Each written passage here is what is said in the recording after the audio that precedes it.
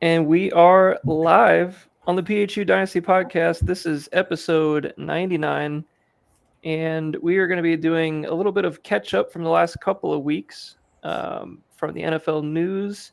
And then we're going to review the Texas Armadillos, my squad, towards the end of the episode. But we have a lot of news to get through, Sean. Lots of interesting dynasty happenings over the last few weeks or so. Right. We had a few trades that I think we're going to save some of the content for the 100th episode. So that's at least the initial plan, that we'll talk about some of the recent trades over the last couple of weeks, and then we'll also have some hot takes to get through. And I think overall we'll have plenty of things to talk about next week. We also have James created this really great spreadsheet with a lot of great information from the league's history since we've started this league. So I feel like it's going to be an excellent 100th episode. And we'll also do the Muskrats team review on that episode. Who knows? We might even be able to sneak in a Muskrats State of the Union, Sean. It's possible. I mean, the people have been clamoring for it, apparently. I mean, the people definitely want it. But other people are. I mean, at this point, I'm interested because I don't know what the direction of the team is at this point. I mean, we're trading future picks even today with the Quentin Johnston trade. We're trading future picks when I thought that we were trying to acquire picks. So it's kind of gone the other direction now. So I'm not really sure what's going on at that team. I just send the offers and he makes counter offers, and that's what it ends up being. But I would like to know more about like what we're actually going for. So that should be an interesting topic for the next episode as well. But for this one, Sean, let's go ahead and start with some of the noteworthy NFL news from the last couple of weeks. We've had quite a bit going on, fantasy relevant stuff specifically. So let's go ahead and start with your first topic there. Yeah, probably one of the bigger ones fantasy wise is the Brian Robinson trade to San Francisco. That's a big one. That kind of shakes things up. Maybe not so much for the Niners, just like if McCaffrey's healthy, like he's going to be the guy, and you just don't really see anything changing there. But they've got more depth now, and they can kind of survive maybe like that week to 2 weeks that McCaffrey might miss throughout the year if he's still rolling. But more importantly, on the other side for Washington, it paves the way for our guy Bill, and everybody's excited. Bill. Yeah, I think so. I'll start with the 49ers side of things here. To me, if you just kind of look at the ins and outs of the offseason for the 49ers, specifically that backup running back spot, they lost Jordan Mason, who is a first and second down back. He's not a third down back at all, which is basically what Brian Robinson is. I mean, like, to me, it seemed like they were like, oh, we can get, spend a 6th rounder or wherever it was, and we can basically replace that role as our backup, and then, put Isaac Guerendo kind of back in that third spot that he kind of was last year with Jordan James. So I feel like, from a depth perspective, it was a very good move for the 49ers because they do need some stability in that second running back spot. But like you said, I still think Christian McCaffrey is kind of just primed for that big role that everybody expects as long as he stays healthy. It's just a matter of, we know he can't stay healthy at this point. So you might as well, trade that 6 and get like a very solid, first and second down banger. And then you can use Guerendo on third if something were to happen to McCaffrey. So I thought it was a good move, for the 49ers. But then of course I don't really totally understand it for the Commanders. Like, I mean, I understand that they have these other guys that they like. Eckler's already there. Apparently Chris Rodriguez is a thing. I know that I've been a fan on this podcast. I know James has been a fan of Chris Rodriguez. He's always just been like, oh, he's just like around. He's just like in the dwelling kind of a thing. And it's like, I guess now he's actually a thing potentially. So, I think Dustin has him right now. So, that actually kind of worked out as a random hold for all that time. I don't know if he's going to make Dustin's roster, but I would assume he'd have a shot. But for Scavelli, who owns Brian Robinson right now, compared to last year, the situation is definitely worse from our dynasty perspective, Sean. Yeah, for sure. I mean, assuming, McCaffrey's healthy. I mean, he gets a huge boost if anything happens to McCaffrey. But yeah, that's tough for him. I mean, it kind of just ends up being like where's the vacuum in Washington going to go? I think obviously all the hype is with Bill, but I mean Eckler is there, Rodriguez is there, Jane Daniels is going to run the ball, so like it is still a little early to like be like super hype about one specific thing where it could just potentially be like a lot of different guys getting the ball for sure. So, but interesting trade. I from what I've read, like he really fell out of favor with that organization at the end of last year, just like with their inability to run the ball without Jaden Daniels kind of being involved in every single like RPO and whatnot. So interesting stuff. I mean, in reality, Brian Robinson he's kind of just a guy. Like, I mean, he's a very replaceable type of back, and if you can get draft capital, you knew you weren't going to re-sign him at the end of the year anyway. You have two other guys that you like. It's fine to me from both sides. I mean, I think it's totally it definitely makes the Commanders' backfield very interesting this year, as opposed to the boring Brian Robinson again. But I think for Scavelli's team, when you have him, Brian Robinson, and then a guy like Aaron Jones as well, who's going to have some competition as well this year. I feel like Scavelli's backfield, outside of his big three guys, like has taken a little bit of a hit in the depth category, which doesn't feel good. But what's the next topic we got there, Sean? The Niners now have two guys that have been shot and played Ricky football. Pearsall and Brian Robinson. Man, many men. Yeah. Call them Team Many Men. The next one is just the trio of announced starting quarterbacks that happened in the last week. So, oh God. Choose your own adventure here. I don't even want to talk about this, but we have to. Spencer Rattler, Joe Flacco, and Danny Dimes all announced as starters for their teams. I mean, I don't think either of us are overly interested in them as startable quarterbacks in Dynasty League this year, but more or less like what it means for their respective skill positions outside of that is probably more. So let's start with Joe Flacco. Let's go bump or knock. So for everybody, it should be a bump. Well, I'm thinking specific players, because there's some real specifics that we can get into here. So, like, I think for Joe Flacco, like the David Njoku bump would be pretty sizable. Is there anybody at Knox for Joe Flacco? I don't think so. I think it's just a generally good thing. I mean, I'd rather have him under center right now compared to the rookies that are on the team right now. Obviously, Kenny Pickett got moved for like the fifth time in like 2 years. So. Has anybody even traded more than Kenny Pickett in the first 4 years of his career? Lynn Bowden in our league. I don't know. I don't know if this is the case, but he was on a first-round rookie contract. Is that still the contract he's still on his rookie deal, yeah. Like, that's an expensive deal for a crappy quarterback. Year of his rookie deal, I think. I don't know who keeps paying for this. Possibly. Maybe one of the teams like took on some of the contract and just never gave it back. I guess I don't know, but I think the going to Daniel Jones. I mean, I think anybody that catches passes in the short area of the field, I think this helps. So I would imagine the Josh Downs bump is pretty sizable. Yeah, I mean, I think it's a death sentence for A.D. Mitchell and Alec Pierce. Pierce might be dead entirely. Those two are just in a redraft league. I don't even think they're rosterable if he's playing. Oh, definitely not. I mean, I don't. Did Alec Pierce get drafted in our league? I don't think so. I don't think so either. But I mean, the drumbeat is all Tyler Warren right now. Coming out quickly before we continue, Sean, I just want to make it known that we are 2 picks away from being done and off the rails, and we might get it done on this podcast. If Alex didn't go to time, we probably would have been done today.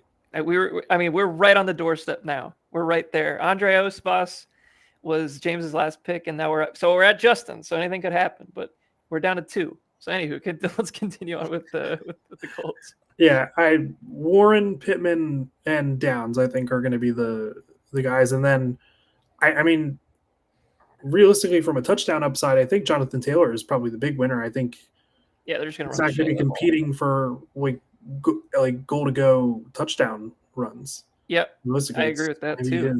Danny Dimes will run in a couple, but like at this point, he's like, I mean, neck injuries, back injuries, knee injuries. Like I think he's reluctant to be doing stuff like that. So I mean, it's wheels up for Taylor, I think, and they're going to want to lean on the run game anyway. So I like that for them. And then our last guy, Spencer Rattler, just beating out Tyler Shuck, who The tank was commander. I like the ultimate tank commander, Spencer Rattler.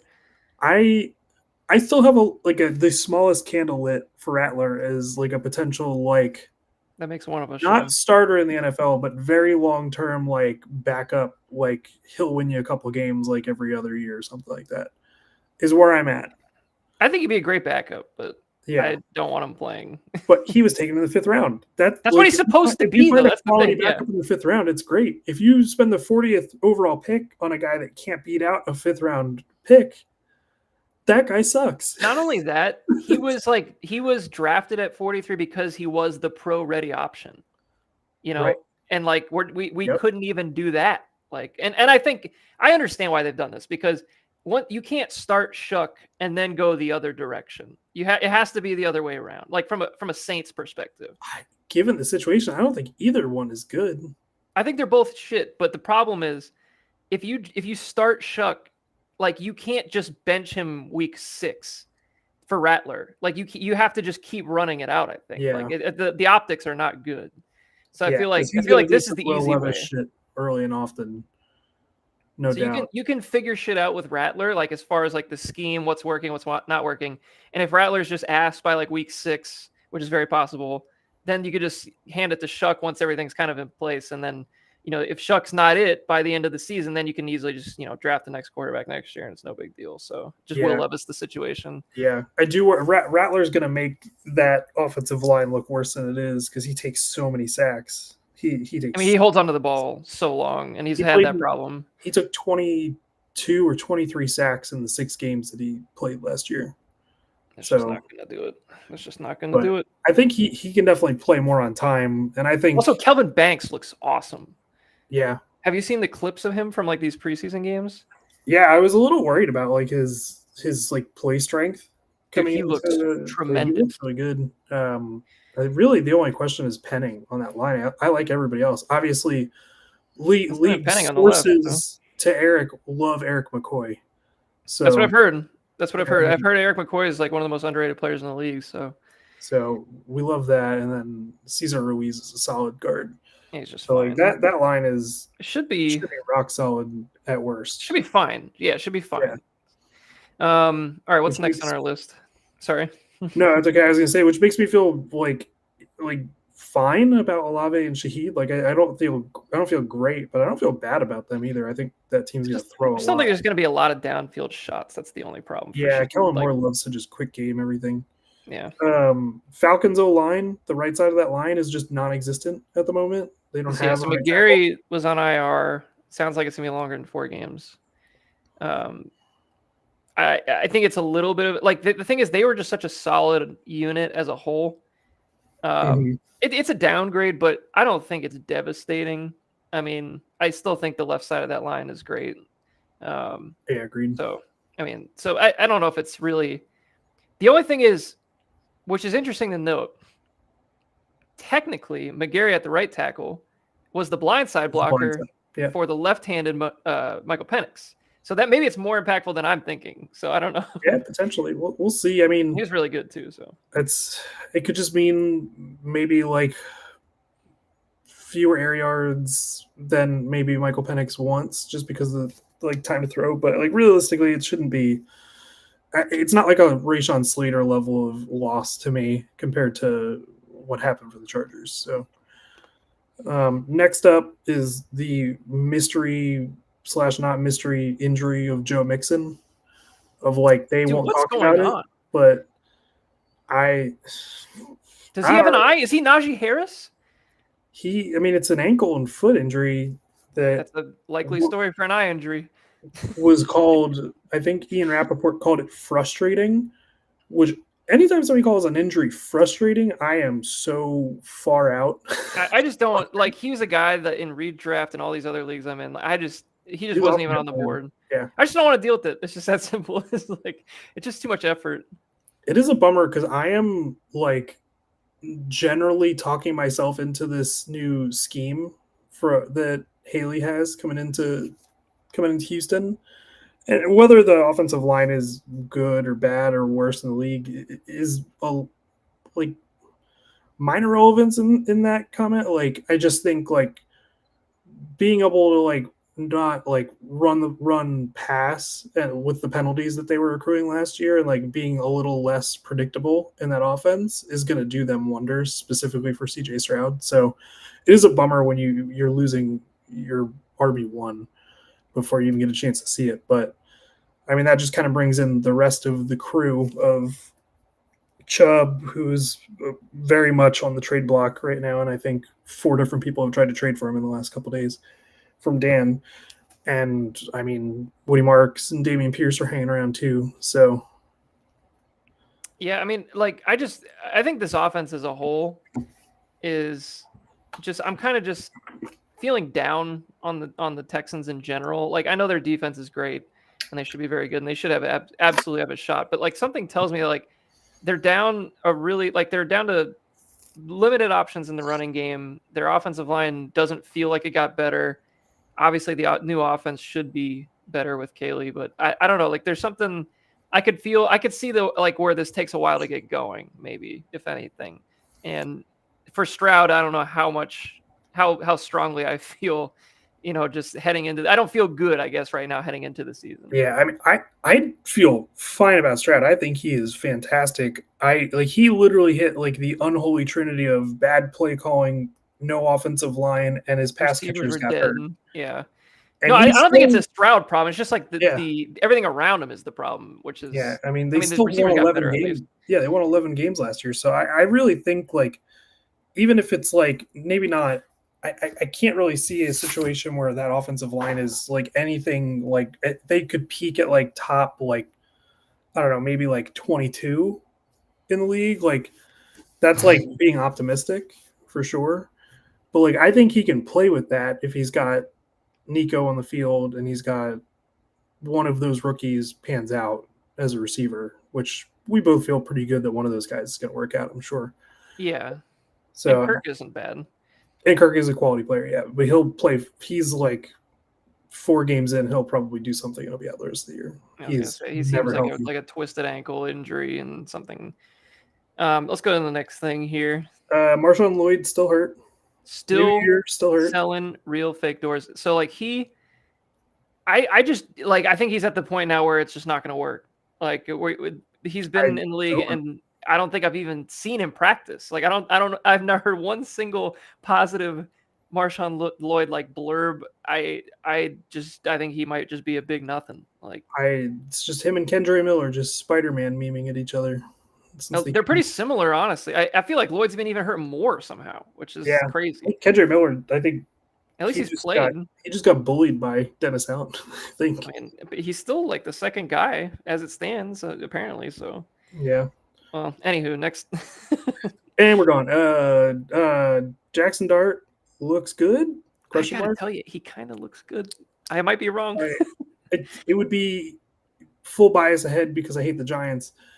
Uh, I mean, I'm not. but I like, don't care one way or let me another. give But you the laundry list of rookie quarterbacks that have looked good in the preseason and then just absolutely sucked, or vice versa. The year Cam Newtons and CJ Strouds that looked terrible in preseason and then lit the NFL up. So it's really like kind of a crapshoot, but it's good for them that he's looked good. I mean, you would prefer that over the other, I guess, in preseason, but yeah, all I'll say is like the one thing I've noticed just watching the preseason games is like he's definitely got this swaggy yeah, it clout doesn't thing going on. no lack I of could confidence for that see guy. no, not at all. But I could see a world where like he gets the starts and it doesn't go well for like a handful of games, and that just wears off so fast. And everybody's like, "All right, let's lose the face paint. Let's get rid of the turtleneck." Like he just like, what are we doing here? Like like I mean, I understand the confidence is there right now, but I could see the team. If there's some bad games, like being like, all right, like let's lock in a little bit here. Fast forward to week 14, and Malik Neighbors is just roasting him on the sideline, and we backtrack to all of the offseason hard knocks where they kept asking Malik Neighbors if he's an asshole or not off the field. I mean, I know for a fact that there's like, is there a bigger soap opera than the quarterback room here. I mean, it is like I thought for sure. Soap operas are Jameis it's just pure entertainment, and that's what I'm saying. I guess that's what I'm saying. Like it's like from an entertainment standpoint. it's you got Russell Wilson, who's like the biggest, like, I don't even know what the word is for him at this point. Ball. Yeah, he's like just a goofball, like, and people like somewhat take him seriously for a little bit, and then it's like, all right, it's Russell Wilson. Yeah, and this then guy's like Jameis is just a complete wild card who's eating W's on the sideline with Jackson Dart. Like, I mean, the whole thing is just insane. I can't believe Winston hasn't been traded as like a backup option. I think they just love that guy and they just want him around. Like, screw it, we'll pay the $10 million. We don't care. Yeah. I mean, it's a very interesting situation, to say the least. Yeah. But all right, next up on the list, Tajay Spears hurt again. No, we did not have. I got so excited. I thought we had to pick it off the rails. Oh no, it was a bad image. Tajay Spears still hurt once again. Guy loves being hurt. He doesn't have an ACL. He doesn't. No ACL, no ankle apparently now either. I know. So Tony Pollard, big bump up. Wheels up, baby. I was already high on Tony Pollard. I know. I'm starting to feel better about him now. I wasn't for a while. I think that whole offense is just going to be like marketably better than it was last year. Like, I mean, I feel like I've said that with my actions in multiple leagues of like trying to acquire players. So yeah, like Tony Pollard, like he seems like a guy that's very undervalued in redraft, like to me. Yeah. So I feel pretty good about him, like encroaching on like top 20 running back this year. Yeah, I think I had him like RB22 or something now. Like, I mean, I feel better now than I did before. Anything else on the list? Oh yeah, we got hype season for Torrey Horton, hype seasons, Isaac Tesla, and Jalen Coker today. Yeah, with the Thielen trade. Yeah. I mean, Tesla, I mean, he's looked great. No doubt about it. I mean, all the preseason games, he's looked awesome. He looks huge and fast. Like, clarify, these all line up with trades and or roster cuts from these teams, whether MVS cut in Seattle, Tim Patrick traded to Jacksonville this morning, yesterday, I don't remember.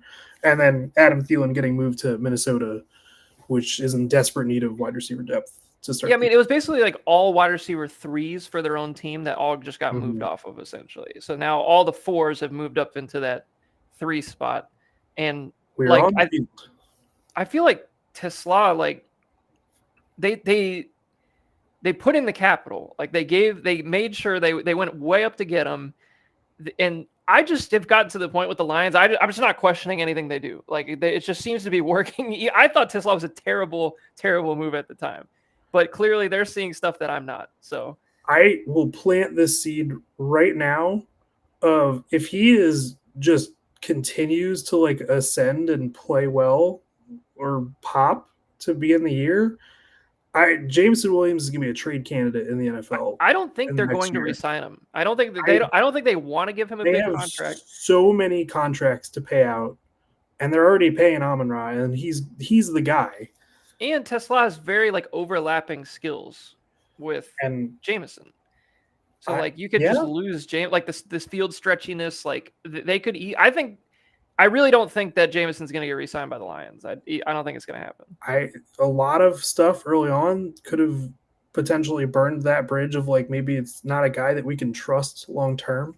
100%. So yeah, just something to keep in mind. I think there is an episode that I want to do in the near future of just like mid-season trade candidates, because I really think there are a lot of receivers this year that if things break a certain way, they could definitely be on the move. So, but anywho. Amari Cooper is back. Did you not want to? I think he flew to Oakland by mistake, but then he went to Vegas. So he's like, wait a second, I thought this team was still over here. So Scabelli's got him. So Scabelli got a little bump, little receiver bump. I know he needs him. But the Thielen one was better probably too, right? Like Thielen going to the Vikings. Thielen also, wow. Yeah, he's resurrecting everybody. Dude, this is what Scabelli does. This is what Scabelli does. He just it always works out somehow, Sean. It's unbelievable. God. It always works out. That's not good news for McCaffrey on your team. If it always works out. No, it's not. No. I'd be terrified. I'll give you. Well, I mean, I'll give you not a that I third. wasn't already, but like, Yeah, I mean, I'll give you a third for McCaffrey right now if you want. well, I'm gonna pass on that. Okay. I appreciate your offer, No. generous offer. Other league activity. I just wrote down LOL Devon Vele trade because Yeah, Mickey Loomis is just Dustin just cut him, doing it. or He's Justin just doing cut him a something. couple minutes ago. Dude, what are we doing? Like, why are we trading a fourth round pick for a 28-year-old sophomore receiver? Like, the trade feels like literally like Sean Payton's like, I want your money, like pay me under the table somehow. Like something's got like, Yeah, how does that happen? somebody's keeping the bodies buried with that trade. And they kept saying too that like they had other offers for Vele, but that was the best one they got. And I'm like, that seems like a load of trash. Like, it's like there's no Sure. who the hell was trading a fourth or anything really for like I can understand maybe like a 6 or a 7, but like a 4? And that's crazy. I feel like it's And like the Saints are bad. It's gonna be a high 4. and they're bad. It's could probably be like a late 3, basically. He hates having draft picks. He took what he had like 8 picks or 7 picks in this last draft. He probably had no idea what. And does any team need picks more than the New Orleans Saints? No, they have to rebuild this whole team. The Falcons, maybe. I don't know. I mean, the Falcons, yeah, they're pretty bad too. Everybody But like, at least they have Falcons talent. Bucks. Like the Falcons have decent talent. Like the Saints have nothing, dude. Like they're a problem. And all this to say, I think Vele is a quality depth receiver. Like he showed, a grade 3, grade 3. But we don't need to spend Jesus. 4th round picks for a grade 3. Brutal. I don't get it. I don't want to talk about it. It's making me upset. All right, last one, make us feel good. Scary Terry is back. Terry is back. Good news for Vince. He got his money. Got the money. Which I mean, that team looks pretty good. Pretty good. Yeah. I was like, are we worried about Terry early in the season with no training camp? It's hard to separate from the Ayuk stuff from last year, but Ayuk like got a little shithead to him. Maybe a lot of shithead to him. I mean, he's Terry is like such a pro that I'm not really worried about him being ready for the season when it starts as much. So yeah, I'm sure he's been a consummate professional, like getting ready and whatnot off the field. Let me see. I want to see who he plays early in the year because I think that'll be interesting. Let me see. Go to Vince's team. Scary Terry. So he gets Giants, Packers, Raiders, Falcons. Say it one more time. It's Falcons week 4, Raiders week 3, week 2, Packers week 1, Giants. Wow, that's amazing. That feels really good. I don't think there's much of a problem. Yeah, AJ Terrell is like the only quality corner I heard on that list. And he's not like a Debo guy, but like he's very good, but he's also like not a shutdown guy. Like he's fine, but he can't tackle. He can cover. He can't tackle. So I think I read a stat that AJ Terrell, like he's the only player like to get that big of a contract with like 0 interceptions or something. Like he just doesn't like do. He's just like an island guy. Like he just doesn't really do a whole lot as far as like ball skills, but good corner. All right, was that the last one? That's all I got. I'm sure we missed a bunch of stuff. It's been I know, and that's if we missed anything, and I'm sure there'll be some news over the next week. We're definitely going to do more on the 100th episode next week, in terms of just like overall NFL news, and I'm sure there'll be some injury updates on some of these guys. Like I'm pretty interested to hear about like Devon Achane heading into the season with that calf injury. There's a few other guys too. Ready to go. That's what I've been told, but who knows? There's still a week. Yeah. All right, let's do the team review. So I'll pull up Keep Trade Cut over here. All right, so Rashee. Well, I guess we'll talk about it, but Rashee Rice. Yeah, that was kind of like I knew that was going to pop up as far as the news. So I figured I guess we talked about Addison probably, which probably isn't too big of a real factor, I guess, for Dan's team, but yeah, Rashee Rice is definitely going to be an interesting one. Okay, so here is my squad. And Sean, I'm definitely going to lean into you a little bit for this one. Obviously, I don't think anybody wants to hear me talk about my players too much, but I will say that I'm going. My team is. I know. I don't want to do that. So what I do want to do though is I can find a concern for every single player. So I know I can do that. So yeah, I won't sit here and try to. I will hype the guys that I really think deserve it, but then I will try to throw some cold water where it needs to be. So starting with the quarterback, Sean, this is a room that I am pretty proud of. I feel like we got a solid room here. Yeah. Right up at the top, obviously Jalen Hurts had a great year last year. I think he was a QB3 finish last year. Let me look. Actually, I'm going to pull up my team before I start this whole thing. He was QB8. QB8, so he wasn't as high as I thought. So the previous years, he was He played QB2 and 3 the year before. Played 15 of 17 games last year. That's true. I kind of forgot that he was banged up. He had 14 rushing touchdowns, 630 yards on the ground, 18 touchdowns, 5 interceptions. Not a lot of yards, only 2,900 yards last year. So that's probably where some of that comes from. But so obviously you're the Eagles guy here. With the way they ran the ball with Saquon, how do you see the Eagles like passing attack this year? I know you've said a couple of times on different podcasts that you think it'll be a little more pass heavy this year. Yeah, I mean, I think they're still a run heavy team, but I just like the amount of like how skewed it was last year. I think it's just bound for like regression the other way. So I think at this point, even to this point in like redraft leagues, I think Hurts is like a slight value. AJ Brown, Devontae Smith are both values to me from where they've gone.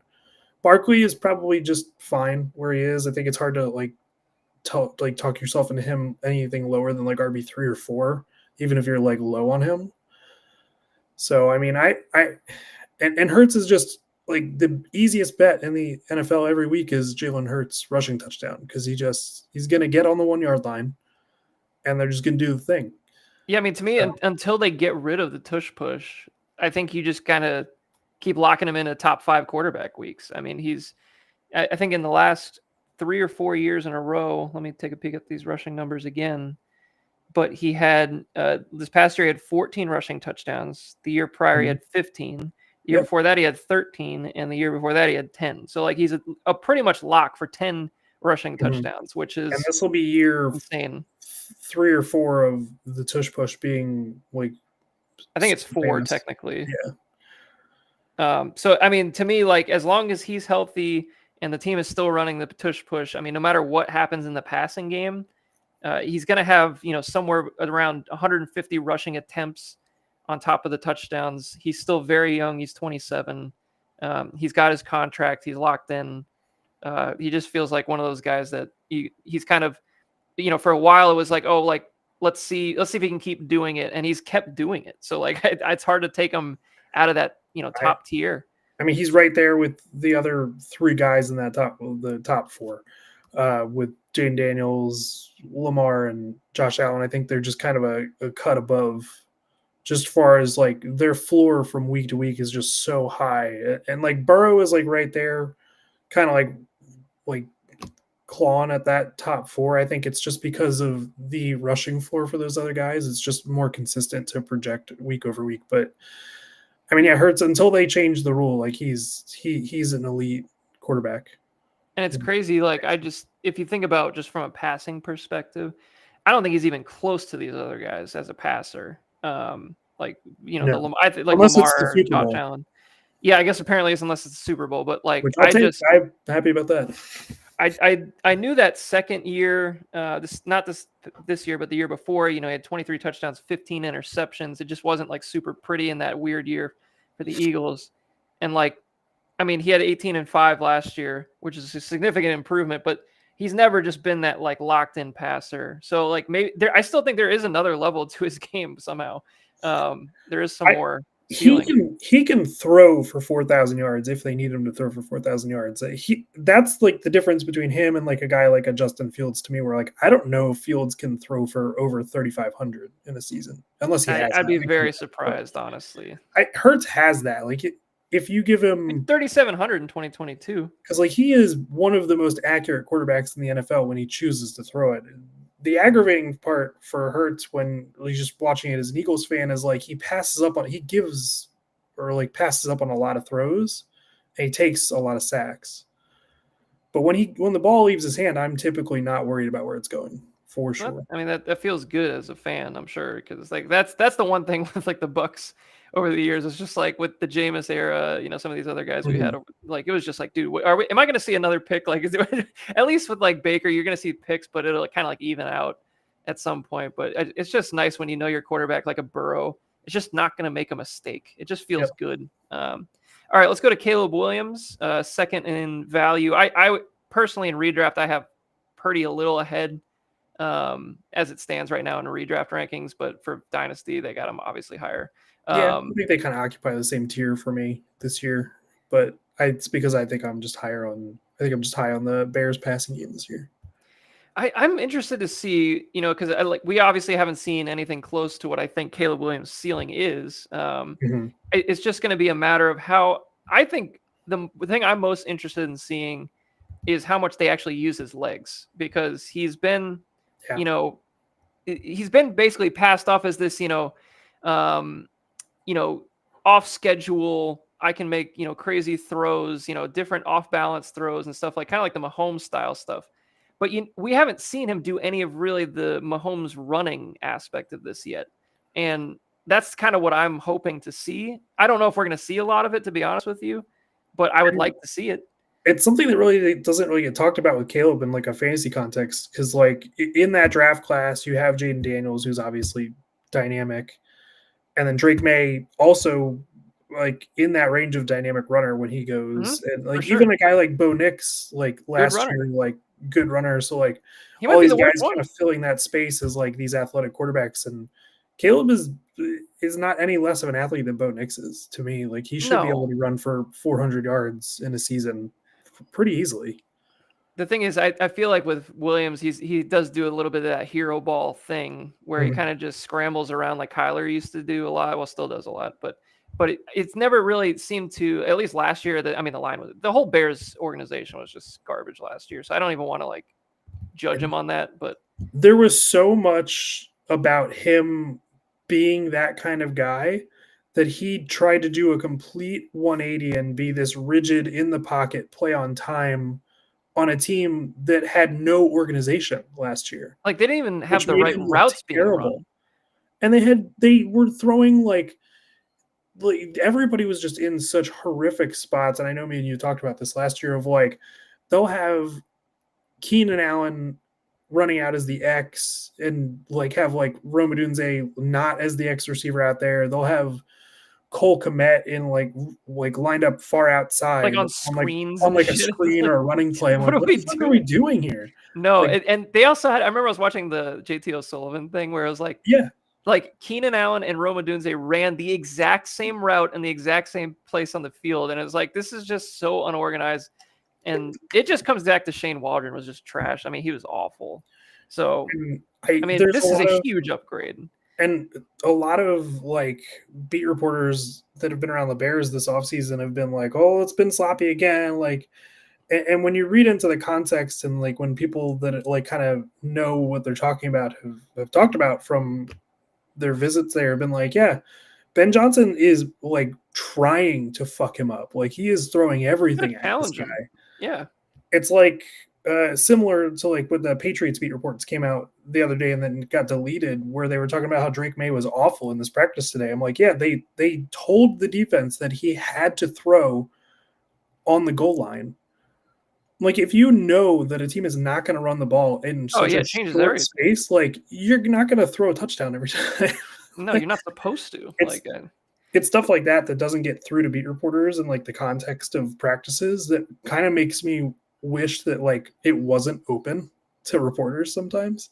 I think it should only be open to like certain people. Just like Yeah, like let JT O'Sullivan go out there. Let people actually know what's going on. Report what's right. going on. Yeah, Yeah. it's such a shit show of like what information that you're supposed to gather that makes like sense or is like credible. Like And there's I, better ones than others, but like I some of love them what just have no clue. the Rams invite whoever they want to whoever wants to go to their practices, but they make them sign like a disclosure agreement that they're not allowed to talk about anything that they watch, like play wise or like design wise or anything.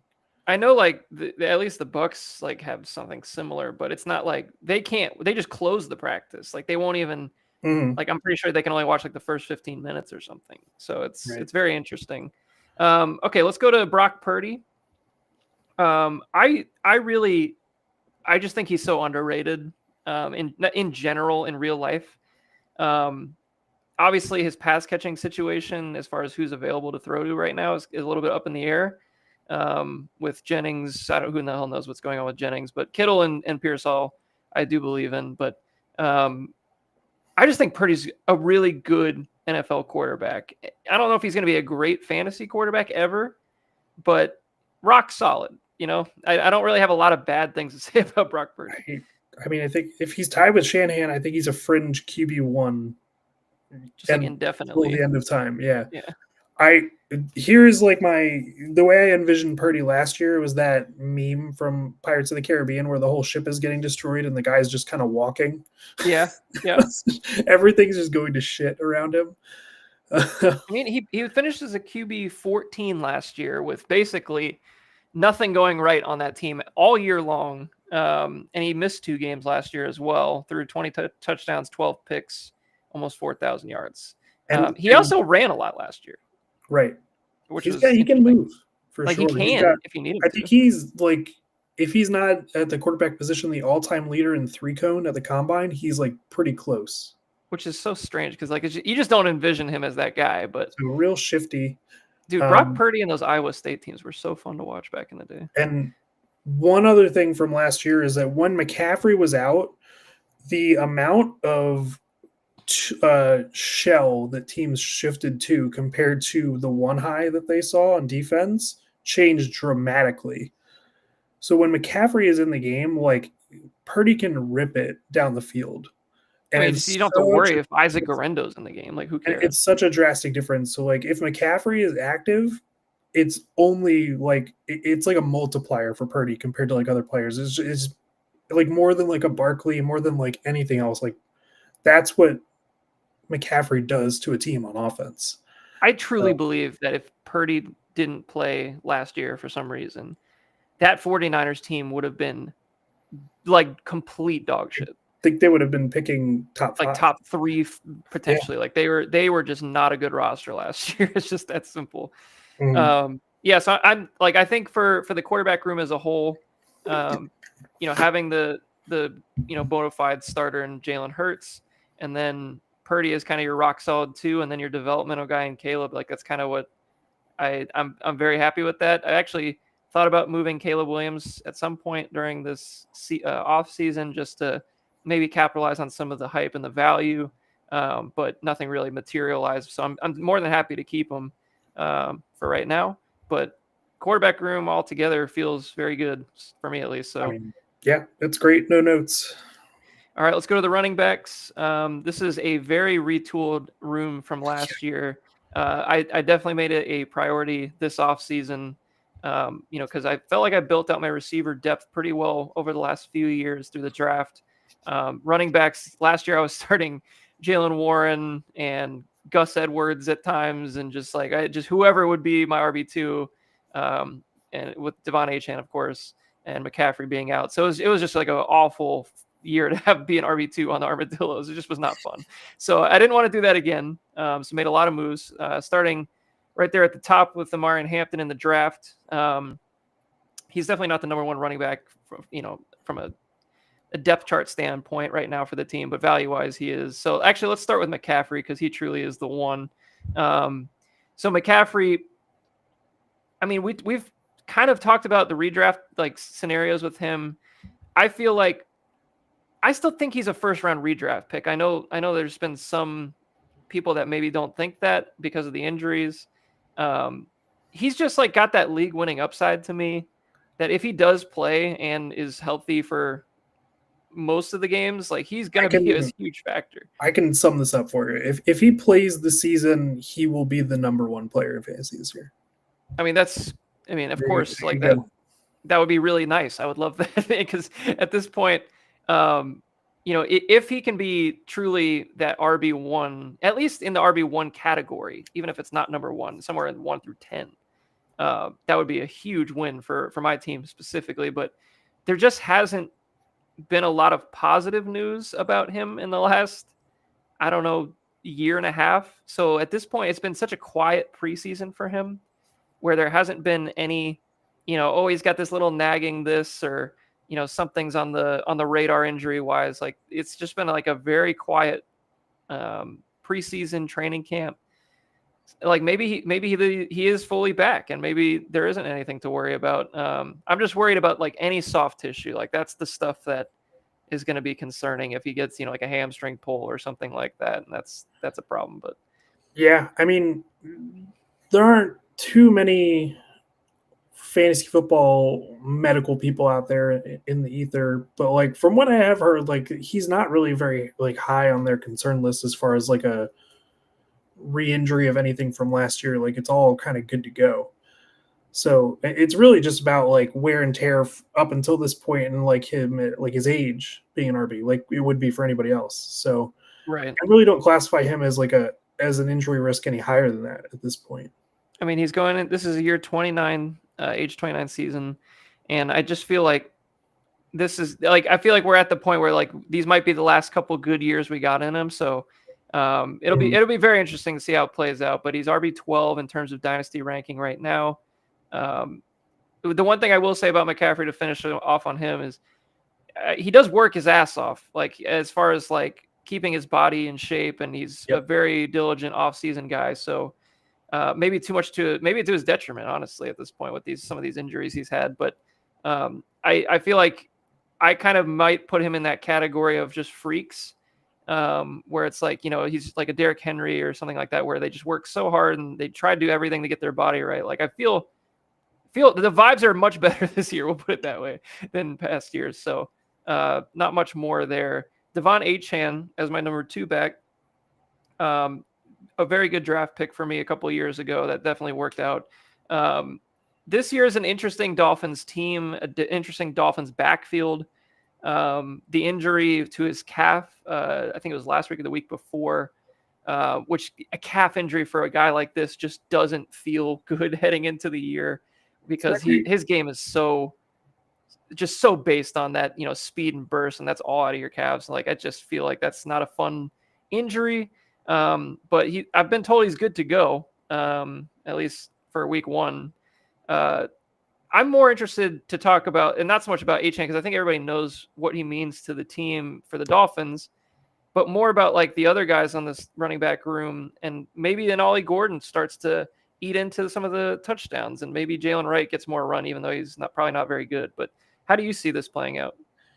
I think he could still finish as like an RB1 or like in that like fringe RB1 too, even if it's like a 50-50 carry split with him and Ollie Gordon, just because of the passing game upside for him. Yeah, I mean, he just does so much in the passing game. So like if they both split like, I don't know, with like 200 carries apiece, 2 is not taking any carries, so like 400 in that backfield isn't insane. No. So like that's probably still a little low. You throw in like any other running back if Jalen Wright even plays for this team this year. But yeah, I mean, I think that's totally fine. He had 203 carries last year, and he finished as RB9, I think. He was RB9. Yeah, RB9 in standard leagues for sure. He had 900 yards on the ground, 6 touchdowns on the ground, but then added 592 and 6 in the air. Yeah, on 87 targets, which, I mean, no Jonnu Smith there. We really think Darren Waller's really going to be a target hog? Probably not a hog. He'll be targeted, but not like that. But we're talking about like compared to like Jonnu Smith, who had 100 targets last year. And granted, a lot of those came at the expense of Hill and Waddle being hurt and or injured while playing and stuff like that. But I just don't see that target number really going drastically down. It could go up. You never know. I could see 100. It wouldn't surprise me. Yeah, it's not super common nowadays in the NFL for RBs to get 100 targets, but it's definitely possible. He's got the skill for it. It's like him and McCaffrey are like the guys in the league where you're like, okay, they could actually run like a route out of our like receiver route tree, I guess. So yeah, I mean, I think he's pretty safe bet to be like in that range of like a fringe RB1 this year. Yeah, I just injury.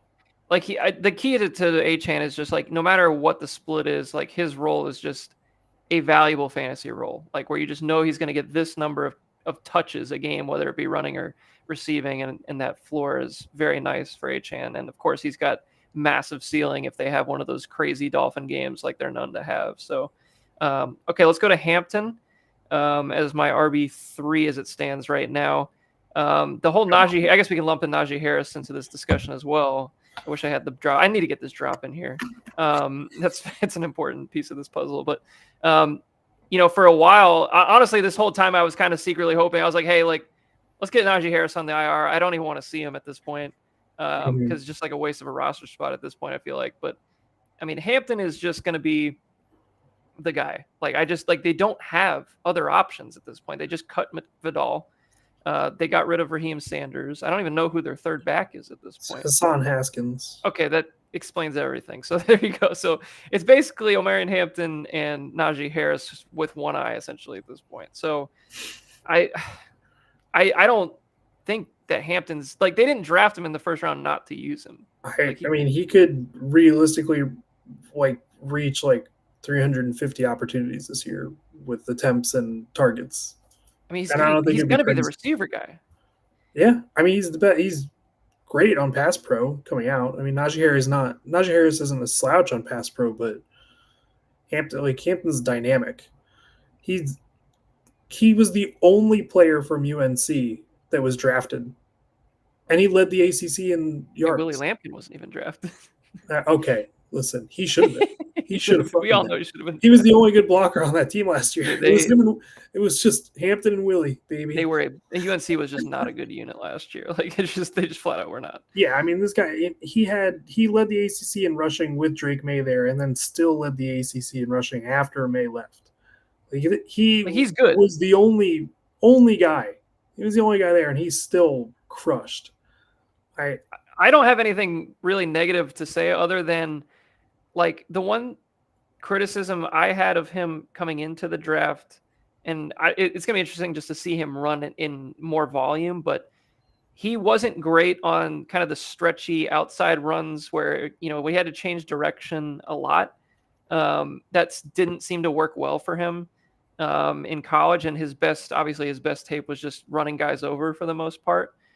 And I was kind of concerned. It's like, okay, like, how is that going to work in the NFL? But then, like, this past week, he had 2 carries, and one of them he trucked 4 people in one carry. And I'm like, okay, maybe it's not a problem. But that's the only, like, I just don't know how is everything other than power going to work for him? That's the question. I mean, that's why you bring in a guy like Mekhi Becton at guard, right? Like, yeah, I mean, just an absolute road grader. I mean, Barkley ran a lot behind Becton last year. It worked out pretty well. Yeah, I will be interested to see, because I think Trey Pipkins is probably going to be the other tackle, and I would kind of like to keep Alt on the right side just so I could have him and Becton as like that duo in the running game. But because Pipkins is god awful in the rushing game, he's a solid pass protector actually, which is weird. Did they say if Alt's going to play left tackle? I thought they were. I think that was the assumption that everybody made, but I don't know if the Chargers ever came out and said he's moving to the left. He could. It wouldn't surprise me. I mean, he is a natural left tackle, but I mean, it's a nice problem to have. They could just throw him over there if they need. It's kind of like he's kind of in the worst scenario where, like, you could just put him over there if you need him. But all right, let's keep moving on. We got Chuba Hubbard at number 4 for the running back list. I acquired him, Najee Harris, Rico Dowdle. Should we just talk about Hubbard and Dowdle together? Yeah, we can lump them both together for sure. We don't need to talk about Najee Harris. We say his name in every podcast. So yeah, I mean, to me, like, he's a clog at this point, but he is at least my handcuff, so that's like positive, I guess. But I am potentially a little down compared to where they were last year as like a rushing team, just because I think the pass volume is going to go up considering sure the TET draft and all that. So we'll see. I also think Rico probably eats into more of the work than anybody else could have last year. Because I think Rico Dowdle's a quality player. Like, he's solid. I think he's significantly better on third downs, which is a big piece of this puzzle, because Chuba Hubbard is good on third downs. But he had 40 catches last year, Chuba Hubbard. And he had 171 yards. He didn't even get to 200 yards on 3 yards per target. So yes, he can catch the ball with his hands, but he does nothing after it. Congratulations, you caught the ball. What do I do now? Catch the ball and fall down essentially. So I don't think that you'll see a lot of Chuba on third downs. We'll put it that way. Mm-hmm. Which, not that it's like the end of the world or anything for Chuba's value, but I definitely think there'll be a hit in terms of his overall usage compared to last year. He was RB13 last year. He was kind of like, it kind of reminds me of like the running back version of like what happened with Neighbors last year, where like this guy was just like could not get off the field and he just looked like tired by the end of the year. Yeah. He put the ball on the ground a couple times towards the end of the last year. I was like, that guy is just dead. I mean, they ran him 250 carries last year, 238 the year before. The biggest real question I have for him was could he carry the load, for a full season and, be that, first and second down bell cow kind of guy. And he answered the question for me last year. So, I mean, the thing is when you watch the tape, and you kind of look at the box scores too, a lot of the success he had last year was against the shittier teams, frankly. And the Bucs and this entire NFC South schedule is pretty shit again. So it's going to be another bad schedule. The Falcons and Saints aren't going to be able to stop any running game this year. Exactly. So there's two or three right there. So the only other thing I'll add to those two is that they run such a vanilla running game in Carolina. Their guys were just winning on the offensive line last year, like pretty handily sometimes. They upgraded that unit significantly last year. But as far as like a scheme goes, Dave Canales is not like, he might be the worst like play caller as far as like a running scheme goes. It's just meat and potatoes power scheme. How he's perceived. Oh yeah. He's a quarter. He's a passing guru. Like he's not a running. The Bucs were a terrible running team when he was the OC. It was awful. Yeah, I mean, watching Rachaad White that year was hard to watch. And it was not fun. They obviously upgraded the offensive lineman. They got Graham Barton after that. But, scheme and, what you're running matters, too. And, it was bad. Yeah, I mean, you won't see any, when you could see, night and day, Liam Cohen to Canales was we have some crazy concepts. We have traps. We have pulls. We have power. We have zone. We have gap. We have everything. And with Canales, it's just a lot of, power, trap eye. It's not a ton going on, but that's basically what Hubbard is good at. So that does kind of align. Right. I just think that there's going to be more competition this year, and I still have him as a low RB2, high RB3 kind of range-ish guy. So for to put in my flex feels pretty good, and at the price I got him at was pretty reasonable too. So. All right, let's keep moving.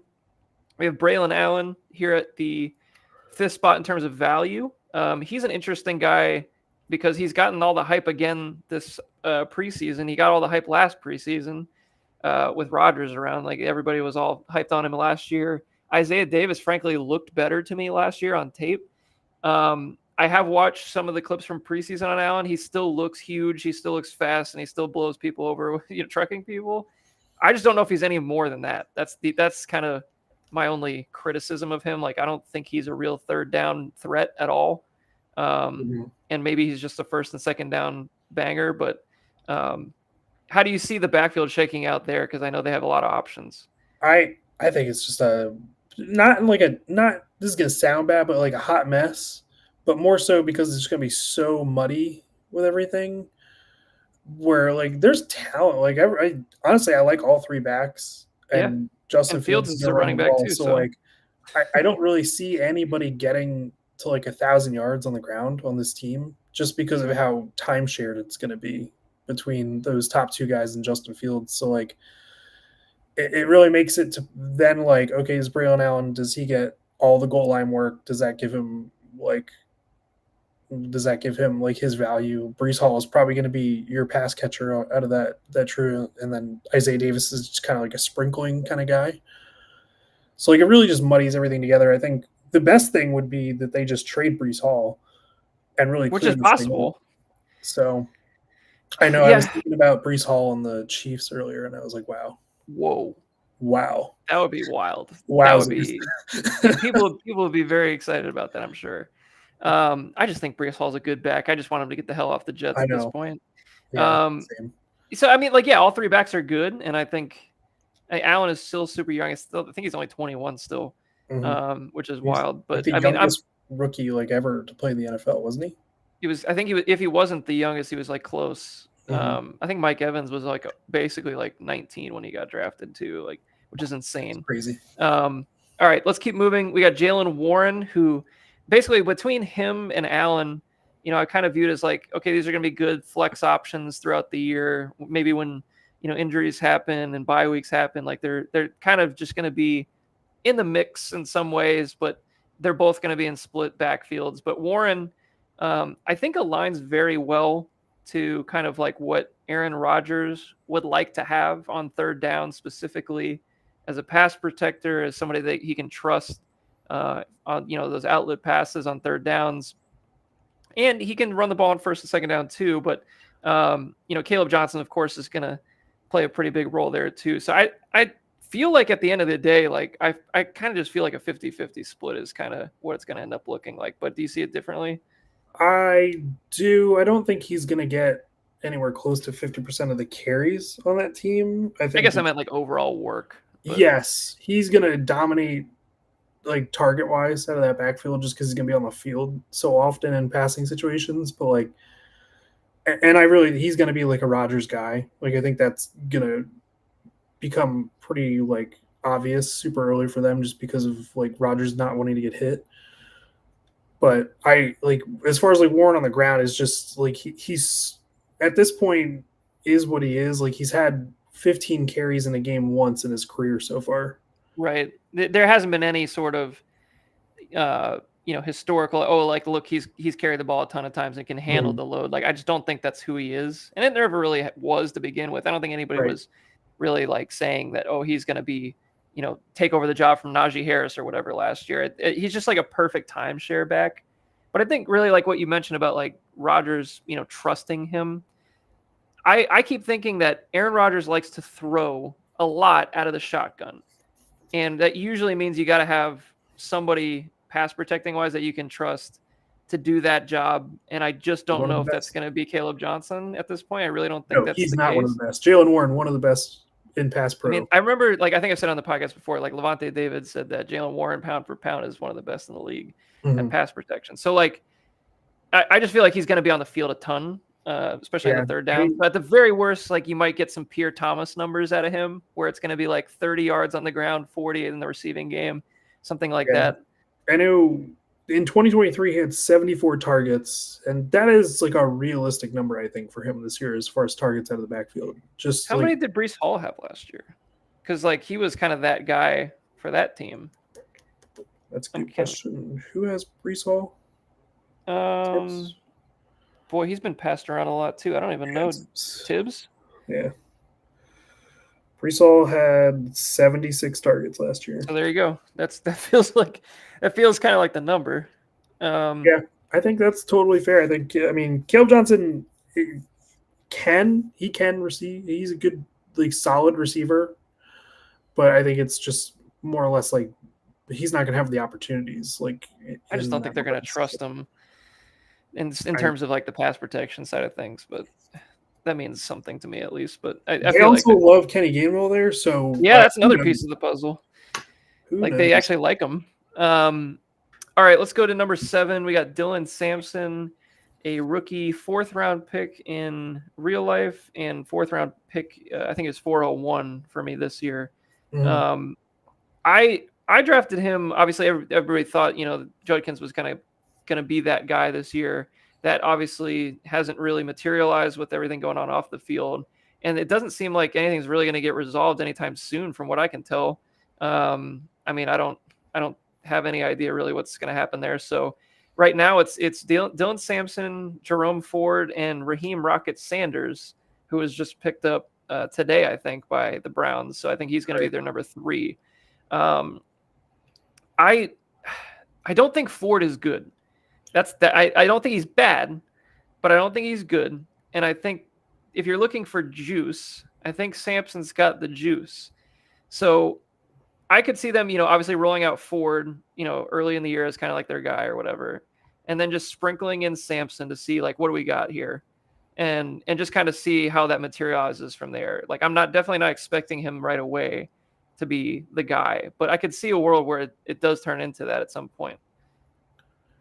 Yeah, I mean, I can totally see that happening. I think this team is going to be just in bigger formations as much as they possibly can be. So they're probably going to want to live in 12 personnel this year.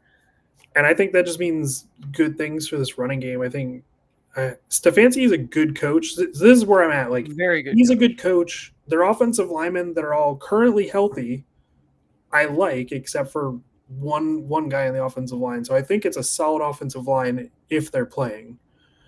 I think Judy and Tillman are fine on the outside. I'm not overly excited about that. And I really don't think and it's really just a matter of can Flacco do the minimum to make them playable? And I really think it just starts with the run game. I think they're going to try and run the shit out of the ball. So I'm really in on Samson. I think he's got a good chance to just be the guy week one because they played the Bengals. Yeah, I mean, that defense is a disaster. I mean, they're horrible. I'm going to hit every Samson over in week one from a betting angle. So here's my, and so I'll give you a reason that I think that because he's a smaller statured back, I think people have this thought that, oh, he's a little bit more of kind of that burnery third down receiving whatever. That is actually just not the case.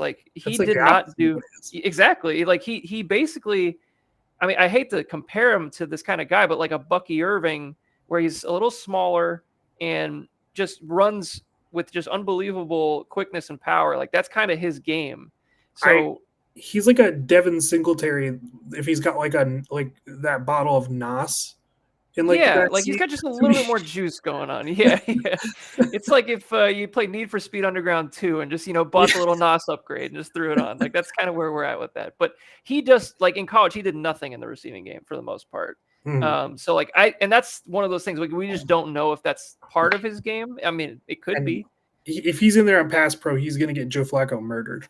That we do know that. And I know Jerome Ford is playing and has played a lot because he can do that. So that's, it might just be a little bit more of him in the running game and more of Ford on the third downs, which is obviously fine. But I do think there is this a little bit of he's not the first and second down guy because that's what Judkins was supposed to be and Samson was supposed to be the change of pace. Not really. They're kind of both occupy the first and second down roles. So I am interested to see early in the year, specifically that Bengals game. If they give him a true, 15 carries, 17 carries, something like that, it really could work. He's going for 100 yards if he gets that many carries. Yeah, I just can't trust that's going to happen immediately. That Bengals defense is shit. No, they were so bad the other night. I saw that starting unit in preseason the other night was horrible. Okay, let's keep moving. So we talked about Najee. Jonathan Brooks, I just want to mention him just because I can't believe his value is still here. I heard that guy's dead. Dude, he had 2 ACL snaps on the same knee in consecutive years. I just don't know. I'm throwing him in that IR slot and just let's hope it works out next year. If you have to kick somebody off of your IR to fill another IR spot for a guy that will be back, is he a guy that you're going to cut? No, Polk is first off the list. Oh, okay, Polk. I got Polk and then Maffa as well. If either one of, if I have any other issues with injuries at this point, they're both just complete. Just trying to gauge how close is he just to be just a cut. I mean, he's definitely he's definitely in the realm of cuttable for sure. But I really would rather not if I don't have to, especially because I have the other backs on Carolina. It kind of feels like I should at least try to hold him if I can. Taj Brooks is next on the list. I made a little move for him in the offseason just because I love the player. He looked fine in the preseason. He was playing a little bit with the ones, which was nice to see. I'm not worried about P. Ryan, that's for sure. He looked like literally just a third down back. Just Chase Brown's world until he gets hurt or something. I agree. I still think that for this year, Brooks is nothing more than just a handcuff, but a pretty good handcuff to have. I like him though. Yeah. Yeah. I mean, I think he's a good player, but he once again didn't explode in the preseason or anything. So Like if he had a crazy preseason, like maybe they could find more work for him, but that was not the case. Yeah, I think the interesting guy down here is Monangai. I agree. We're talking about the bottom here. It's just such an ambiguous backfield this season. I know we've talked There's just about no information at all. There's Yeah. just nothing. There- Swift looked pretty good the other night. Sure. I mean, he looked fine. Like the running game looked kind of cool.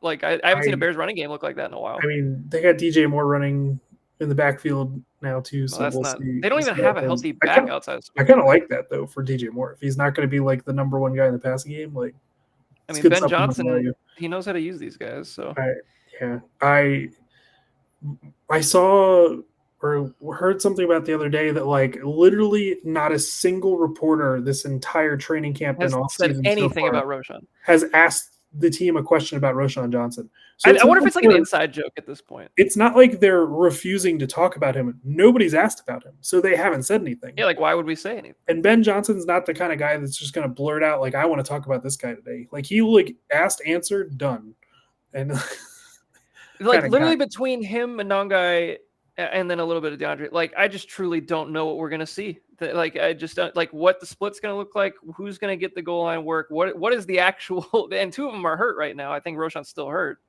I'm confident that Swift will not be the goal line guy. I'm very confident as well. So it's just a matter of which is the other guy that's going to be relevant. Who's David Montgomery? That's what I want to know. And I know Roschon is sick in pass pro. He's excellent. Those are the two things I know. And that's such a strange thing for Roschon too, to be like a great goal line back and a good pass pro. Like it shouldn't be that way. Like in theory, it's a weird combo. It is very strange. He's a weird running back. He's a great, like I want to see more of Roschon. Like I'm a Monangai holder, and I still think Roschon is like a guy that I still see. I think I talked about it a few podcasts ago on Dustin's episodes. Like, I just want to see more, like of both these guys. So, anywho, interesting backfield. He's definitely an interesting hold, at least for right now, Monangai, until we see more. And then Rico Dowdle we talked about, and Phil Maffa. He's on the IR for the first 4 weeks, which actually isn't the worst thing for my team. Now, at least I can hold him a little longer. But he, after 4 weeks, if this running game sucks ass and there's nothing going on, like Maffa could be something, I guess. But like, I'll trade Javonte for him. We'll talk about it. And he offers absolutely nothing in the receiving game. So that I do know about Phil Maffa. So. You really got to type on like the bottom of this. Well, you just want guys that are going to get in the end zone. That's basically what it's got to be. Like we just need guys that are going to get in the end zone. Dylan Sampson, Phil Maffa, Kyle Monangai. We don't talk about third down. I mean, Braylon Allen basically the same thing. We strictly play 80s Joel. We strictly play red zone offense. That's all we do is play red zone offense. All right, let's go to receiver.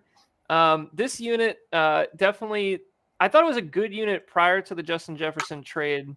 But then kind of like when I kept looking at my team in relation to the cheese fries, into some of the Elks receivers as well, with some of these, more top end guys. I still love Nico. I still think he is definitely a wide receiver one.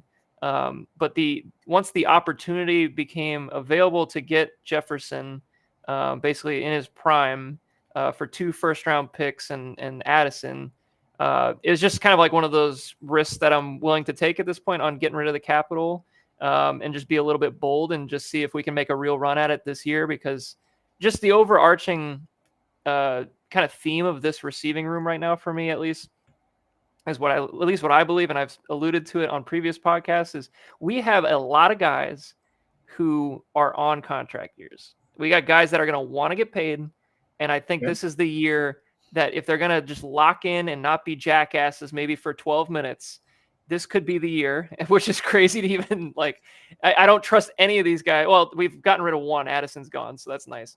But there's still a couple guys on here that are concerning, to say the least. So it's just I really can't believe that Nico hasn't gotten paid yet. Nico did get a contract extension last year. Yeah, I think it was a 3-year. It's a great deal in hindsight. Great deal now. Actually, let's do a quick little spot rec. It was like a 3-year 84, I want to say. 3 years something. Boy, I do not remember that. He's on the team through. Wow. Yeah, it's a great deal in hindsight. 3-year, 72. His cap number is $5 million in 2028. What is this black magic? In That's insane. 2028? He'll get extended again. Yeah, it's his cap number goes is He's a 8.5 UFA in this year. 2028, I think. I'm going over the cap. Oh, I'm on Spotrac. Spotrac has him as his cap hit is $8 million this year, 27 next 27, year, 28, and then 2. 5 in 2028 for me. And maybe there's like some sort of out. Oh, it's a void year. They got void years in 20. So I really think He's basically done. His contract's up in 2027 essentially. So it's a 3-year deal. So he's got 3 years. You're getting a top 6 or 7 receiver on that number the next 2 years. I'll take it. I mean, he's 20. If you're $28 million cap hit for a top 10 receiver, feels good. And on top, like the only thing that like the cold water you can definitely pour on Nico is that he just has not been able to stay healthy for a full season at this point, which definitely stinks. But he's not on a contract here, but we do have Rice is getting close. Jameson is there. Pickens is there. Addison was kind of on that bubble, but I've moved him now. So I've got a couple like these kind of middle tier guys, I guess, if you will, for my team right now that definitely need to play at the top of their game if they really want, especially Pickens. Like he's got to be the guy. Like if there's anybody that wants to get paid more than, like, I can't imagine there's anybody more than Pickens at this point. So, so anyway, starting at the top, Justin Jefferson, like that was once the opportunity became available. If we can just get ourselves a real shot at this championship this year, I think I needed to make that move. So, so I feel really good about getting him, and I really don't feel negatively towards JJ McCarthy at this point. I feel like he showed me enough that I believe in him, at least with this offense. So, I mean, there's nothing. I mean, Jefferson's arguably the best receiver in football, so it's really not much to talk about there. Like he's a dude. The only thing that you can really I could potentially talk about is is this team going to shift more to maybe a little skew more run heavy, not for sure super heavy, but are they going to run the ball more and take some off of the rookie quarterback? So that's the only thing. And even then, I don't really see any of that pie coming out of Jefferson. Addison could be a casualty of that. Hawkinson could be a casualty of that, but you're not taking targets away from Justin Jefferson. I don't think you pay him all that money to not throw him the ball. I think that's not really a thing. But I do think that, to your point, I think there's going to be a lot more first and second down running this year in terms of the Jordan Mason role. I think Jordan Mason is going to be a pretty usable player this year. For sure. And I think he's a good value in redraft leagues at this point. But that's probably enough on Jefferson. But that move really in general just I feel like that really boosts my chances this year for the championship. But Nico Collins we mentioned shortly. But yeah, he's going to be Nico Collins. I think he's just got to stay healthy. That's the biggest thing. Yeah, I mean he could totally outscore Justin Jefferson if he plays a full season. It wouldn't surprise me. Nico's just such a unique player. I mean, he's 6'4", 222, but it seems like all of his touchdowns and the big play are just big plays. Like it's amazing how able he is at just getting open, down the field and stuff. Considering there's really it hasn't been a lot of secondary options on that team. So I mean, if you're just talking about the default X receiver in your head, I think he's got to be the standard in the NFL right now. Yeah, I mean, from a prototype, what you want as a one. I mean, he fits the old Buffalo blowouts. We want a 6'4" guy that's 210 pounds, and obviously we all want Jamar Chase, but he's the modern day prototype guy. Yeah. Him, Chase, Neighbors, those type of guys are the new prototypes, the Jeremiah Smith when he comes out, guys like that. But now I think there's still some throwbacks to where you get these big guys that still can play on the outside, which is still fun. Rashee Rice. So I guess we got the news today that he's going to be out for the first 6 games. So it's not going to be what I originally had thought that it was going to be, the first 4 or 5 something weeks that he would be able to play.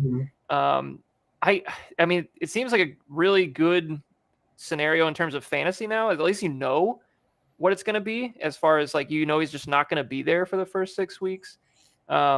And I know they have a lot of their more challenging games early on the year. So it definitely is probably not good for the Chiefs, but 6 games, I thought it was going to be more. I thought we were looking at 8 or 10.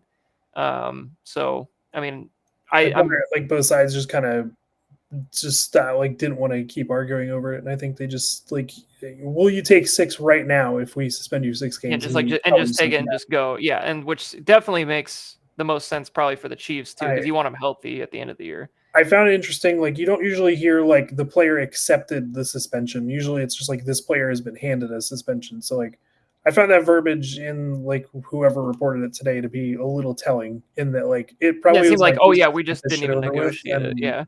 yeah, It's like, here's what you're gonna get. I think I read too that the league like pushed for more games, but I think Mhm. it was the fact that it's front loaded at the beginning of the schedule was like kind of the negotiation, I guess, of that. But Yeah, so he's just not going to be a factor for the first 6 weeks. So that would be the league setting a new precedent for something, and like, it's just that's they just always a don't little bit they just don't like, do that. yeah, you never know what's going to happen and stuff like that. Yeah. And it's not even really over at this point for Rice, because I still think he has like all of his stuff eventually, like with the hearings and whatnot, like in the future. So like this is just for Is, now, I think. is there So like some civil stuff to work out still too? I don't even think he had like an actual. I mean, I could be wrong. I can't remember off the top of my head, but I thought it was just it was still being investigated. I don't know. I think that's what it is. They just gave him the suspension anyway in the short term. Right. Well, no, they ceased the Let me investigation, see. and then it was left on the NFL after that. I Oh, think. okay. Well, if that's the case, then maybe this will be it. But I thought there may be more potentially coming, at least as far as like future discipline. But I mean, there might be. I mean, Again. he's a complete jackass, this guy. So I would not be surprised at all. And then once again, another reason, like this is a guy that like really needs to get paid. Like, I mean, I think this is his Mhm. third, fourth year at this point. So, I mean, I think he's going to ball out at the end of the year now. So, I mean, what a time to offer him a contract extension. You probably get him on the cheap if you're the Chiefs. I Might mean, be which might be worth it. that sounds like a very Chiefs thing to do. Yeah. So, Well, all I right. mean, Browns might trade 2 firsts for him. Who knows? Oh my God. They just do not care. The Browns, they just don't care at all. All right, so we got Roma Dunze next up on the dynasty chart list. I'm actually going to talk about Jameson first because I have Rome below both Jameson and Pickens in terms of like a redraft type of Mhm. situation. So Jameson, we did mention a little bit. As far as just like future outlook, we both kind of seem to think that he's not long for the Lions, at least for the next couple of years. But for this year, I mean, he's definitely a guy that like the redraft circles really seem to like.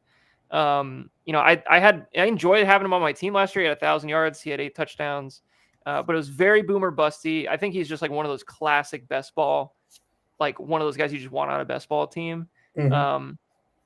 Maybe a little bit tougher to kind of choose week to week which games he's going to go off, kind of a thing. But once again, we've talked about it a ton of times on this podcast, just like the offense in general. I just want to see what it looks like. I don't know what it's going to be. I don't know what, kind of the usage is. I mean, obviously you want to use him downfield and on screens and stuff, but he's an electric player. I'll say that. Like the guy just looks so different with the ball in his hands compared to other players. So they're not going to not use him. So I'm interested. Yeah, he's probably compared to market, probably one of my bigger fades this season. I agree. I just not that high. Like I've I seen him gone very high in drafts. He, more than anybody else on the Lions last year, to me was just so schemed up for everything. No doubt about it.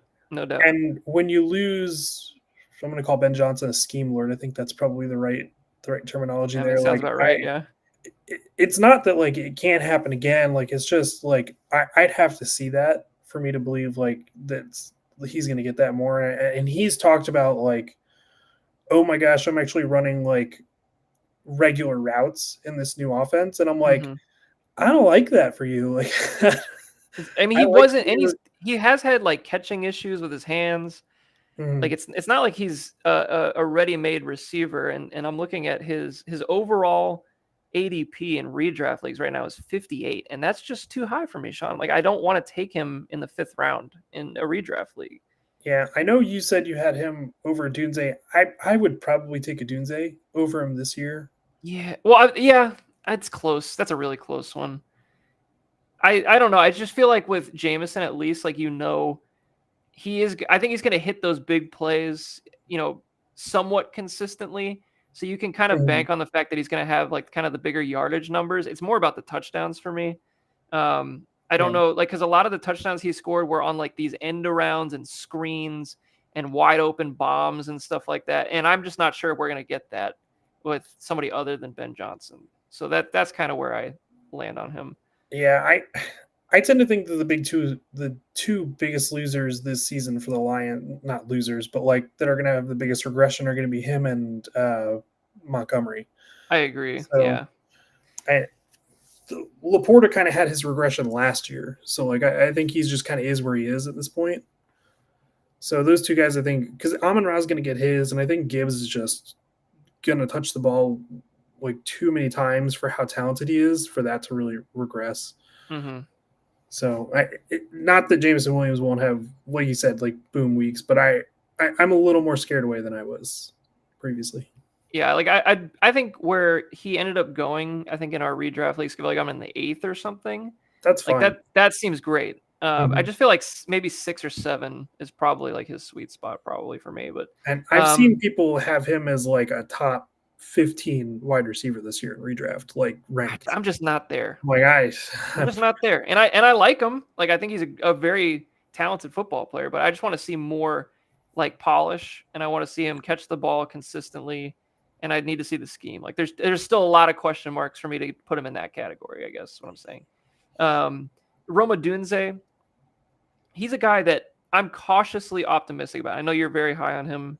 I'm just Mhm. still a little skeptical just because it just kind of doesn't seem like he's put it all together quite yet, and we haven't seen the flash yet. I guess like it's been solid so far. I mean, he had 700 yards last year in that awful offense, but like I just need to see more. I think till I really start believing in it. But where do you stand? Yeah, I mean, he's a guy that I've followed closely just because I've been so high on him. Watching him on film, he is just elite against press and man, and he struggled against zone last year, Which sounds right. which to me lines up with what I saw on that team last year, where nobody had any idea what was going on. So like, I that number is going to come up just based off of the competency that's now called like playing calling plays there. So I'll be curious to see. I really think he's going to have a great opportunity to be like the guy on that team this year. It's just a matter of like how many mouths are we going to be feeding this season on that team? I'm just really hoping Ben Johnson gives Caleb the opportunities to just give him jump balls. Like I know that they want to Mhm. play on schedule and on time and run the scheme perfectly, but I would love to see, because that's what he's the best at. Like he's so good at making plays in 50-50 shots. Like, and he got some of those opportunities last year, but it was always just like some off schedule crap with Shane Waldron. So like this time Mhm. I'm really hoping that they have schemed up plays to get him one-on-one in press and just let him make it, like do what he's best at, like that. And I would trust Ben Johnson to do that. Yeah, But I still just want to see it before I really get all in on it. But I know you're all in on this next guy for this year, George Pickens. I am all Um, in. in the contract, yeah, I hate to say it, but I think I'm all in too. I think this might be it. Like Welcome to the this hype could be the train. big George Pickens year. I don't know. Um, I have the only thing I am a little concerned with is his schedule this year with the Cowboys is not a fun one for pass catchers. I know that he's gonna have some tough matchups, especially early on in the year with the Cowboys. So it might. I just worry about like, oh, they get off to a little bit of a slow start and then like he gets pissed off and does the George Pickens thing. Um, It's that's a just question. I don't really care about cornerback matchups with a guy like him because like It doesn't really he matter. doesn't need to separate to like get the ball, and he's never going to be the focus. No, So I mean he shouldn't be at least. yeah, I mean if he is, it's bad. That's I mean Then that means a bad defensive scheme if you're leaving Lamb roll wide out your open. CD Lambs. Yeah, I yeah, I mean I'm super high on him. I think he's gonna. I mean, I think 1,100 yards and 10 touchdowns is like I would project that comfortably for him. I think his touchdown numbers have to go up, like in comparison to what happened the last couple of years with the Steelers. Like I know for a fact that Dak Prescott is willing to throw the jump ball. He's Oh done yeah, it in the past. He's done it with multiple different, I think he's just like a perfect fit with Dak. So and nobody's attempted more tight window passes in the last few years than Dak. So He Yeah, will he can fucking lay it sling in it, there. dude. He can Mhm. absolutely sling it. So I think out of like these three guys, which I'm considering my wide receiver three flexy guys, between Odunze, Williams, and Pickens, like I'm most excited for Pickens because I really think that like there's that untapped true potential that to be like an elite top end like X receiver kind of guy. Like that's what I like for my teams usually. So I'm excited the most probably for that. Two But down backs and X receivers, baby. yeah, just we're still playing football in 2009 apparently. So at least in my head. So I just And we still really have to talk think about Ayuk and fucking AD Mitchell. Oh hell yeah. I mean those are more guys that just well Ayuk. I mean I don't know how much there is to really talk about Ayuk right now, just because he's not going to play for at least 6 weeks probably.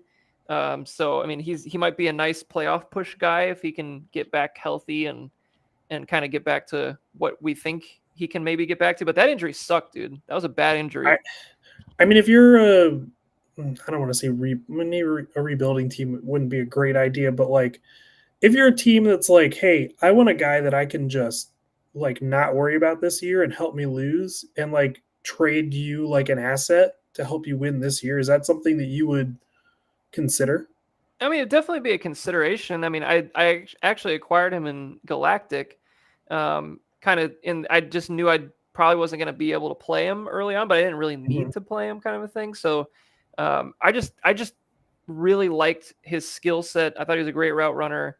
I thought he was extremely electric with the ball in his hands, and like their talent was there. And as long as the injury wasn't detrimental, which it definitely could be, to kind of like Right. sapping away some of that skill. Like he's not a guy that you know, I'm not tied to in any sort of way for trade value. Like if somebody else wanted to, throw the right value at me for him, like he wouldn't be a guy that I would be unwilling to trade. We'll put it that way, because I do think that trio of Odunze and Pickens and Williams like should be more than enough for wide receiver three and flex spots, but I also do like the idea of having the depth at the end of the year as well, because everybody knows how Yeah. injured some of these guys get. So, if Ayuk comes back healthy and other guys on my team have gotten hurt, it's kind of the same thing with Mooney. I like getting Mooney recently. Like obviously he's hurt right now too, but like just having that depth is what kind of wins these leagues for the most part. Like just having these deep teams at the end of the year. So, Mooney was a very usable player last year, and I think as long as he's healthy, which Raheem Morris's quote on Darnell Mooney was absolutely insane, where he's like, I don't like he's week to week. Maybe we'll get him back sometime this year. I'm like, whoa. It's like you can't just drop that. Like that's such a Raheem Morris thing to say too, though. So I'm not surprised. But yeah, like between him and Mooney right now, like there's a kind of just like depth guys, and I'm hoping end up getting healthy at some point to use. But Adonai Mitchell's, we kind of talked about him earlier with Daniel Jones. I just feel like he's just off the radar right now. It sucks Yeah. because I think he's good, but what are you gonna do? I guess he's kind of just like a clogger at this point. But maybe he gets something going at some point this year. Is the puppy sleepy time playlist? He doesn't like the Adonai Mitchell this year either. It's okay. I understand. He's not that good right now. He's got a lot to prove still. And to keep things going, Jalen Coker, obviously with the Thielen trade, definitely got a little bump up. He was a little bit on the bubble. Wandale was definitely on the bubble for roster cuts for sure. I just feel like Wandale, like, hey, I don't want to cut Wandale because I just feel like he's going to catch the ball, and there might be a scenario in which I need to have anybody that just gets targets. Sean, like I like sometimes you just fall in those spots where it's like, oh, like I just need somebody that I know is at least gonna like play. It's like and Wandale's gonna play. I mean, I could totally see him dropping down to like a sub 100 target guy this year, though. Like, Oh, no doubt about it. Like there's a real chance that like he's a 620-yard receiver with 2 touchdowns or something. But like that's kind of like what Michael Wilson was last year, and like I did need to play him at times, so it's like, yeah, I it's mean, if I'm that team, like I don't really want him getting many more targets, if any, than like a Slayton or like a Theo Johnson, if I'm being honest. no, So not really. I mean, like the thing is, in my head, there's still some untapped potential due to his athleticism. like maybe there's something more there, but he's just not going to be any more than a slot guy. That's the thing. It's like he's just there. He has upside, but even that upside is still extremely capped. So I don't know, and he's still young too. I think he's only 23 or 24. So like I don't know. There's part of me just wanted to kind of keep him around because I do think there's some level of a floor and a little bit of upside as well. So so he has made the roster at this point. And Jalen Polk, who is just flat out garbage, he is not good at this point, and I've accepted that. And he's on the IR until he's not on the IR, essentially at this point. So that bust just baffles me because I really thought that he was at least going to just be kind of solid-y, number 2 receiver in the NFL kind of thing in that Roddy White mold. Like I truly believed in it, and I was just flat out wrong. And I think I'm just done drafting Patriot receivers at this point. I've just given up. I mean, between him and Baker, I think Baker got cut yesterday. It's just not good. I mean, Kyle Williams is your last hope, and F them Chisholm. All right, so we'll go to tight ends and we'll wrap this thing up. Brock Bowers as my tight end 1. Obviously, love to have that on my team. I guess, Sean, here's the question I have for you on Bowers, because I have seen some kind of mixed opinions just in the new offense with Genty there, with a couple of other options, I guess, at this point in this offense. Do you see any regression potential from what he did last year? Like, do you think there would be less production overall? I mean, it was one of the best rookie tight end years of all time. So like, do we think he holds that up? I mean, I think there's a potential his targets could dip like a little bit, but I mean, like if you can offset that with like another touchdown or two, I mean, he's right there for what he did last year. I mean, 1194 yards and 5 touchdowns last year. I hit 112 catches, dude. That's just crazy. 153 targets. Unbelievable. Yeah, I don't really see him being that far off from what he did last year. I mean, he's still. I mean, I think I've got him as my tight end 2. It's like him and Kittle and McBride are all right there. Like if you've got any of those guys, you've got a positional advantage. So, yeah, I mean, I just think there's more potential for touchdowns. That's the big, and it's kind of the same thing with McBride from last year. Like, I think there's just more upside available there. But what I'm really hoping for is I want to see like a little bit more creativity with how they use him. Like that's like, because I think with Mayer there, like they're going to want him as that traditional inline Y, and maybe use. Oh, we got a big puppy time, sleepy time playlist. I think she's got to go out. She's fine. Hey, if you want to, I could wrap this up. I can finish this guy up. Yeah, go for it. She already went in the house once today. I think we only have to talk about underperforming dogs. Enjoy yourself. All right. See you next time. All right. So next up on the list, we have Dalton Kincaid, who definitely underperformed last year. No doubt about it. I had pretty high hopes for him heading into last year, like a lot of other people. I truly thought that he was going to kind of take that next step into being kind of like one of Josh Allen's more trusted targets, if you will. That didn't really seem to pan out last year, but he did have a shoulder injury for a majority of the year that he played through. So I still think there's some upside in the tank here with a fully healthy Dalton Kincaid. They haven't really done a whole lot to add to this pass catching unit in terms of like top end talent. And this might just end up being a team to me that like they just don't care about having a number 1, and they're more happy just to spread the ball around and throw it to who's open and just let Josh play off schedule like he's so great at.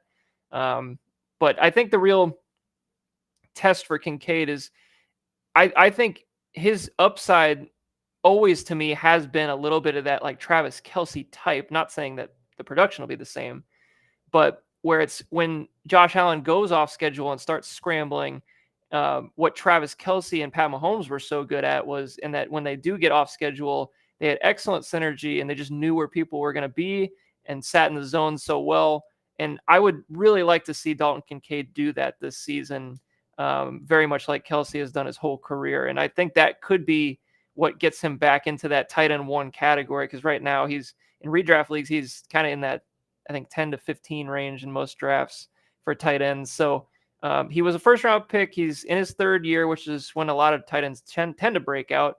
So I still think there's some upside there, but I also think we could just be looking at a situation where he never really realizes that full potential. And as a first round pick, that I took him, I think it was 1-9 that year or something like that, in our rookie draft. That definitely hasn't returned on investment yet. And if anything, he's closer to a third round pick in value at this point. I think Keep Trade Cut over here has him at 2.7 to 211. So he's kind of just like a hold right now. I don't think you're going to trade him and really get the return that you're looking for compared to where he's drafted. And you can see that here on this dynasty value chart. He was at 5,300 at one point, and he's definitely nowhere near that. But there's still upside left in the tank, I think, here. And as my number 2, number 3 tight end behind Bowers, it's not a problem. But I'd like to see some more from a Kincaid. And then last on the list, we brought him back for the last lap, if you will, the newly engaged Travis Kelce. Travis Swift, perhaps, if he's going to go that route. I don't know. But I really believe that he's going to have a bounce back here. I feel like he's going to go out. He's going to want. He looks a lot more in shape.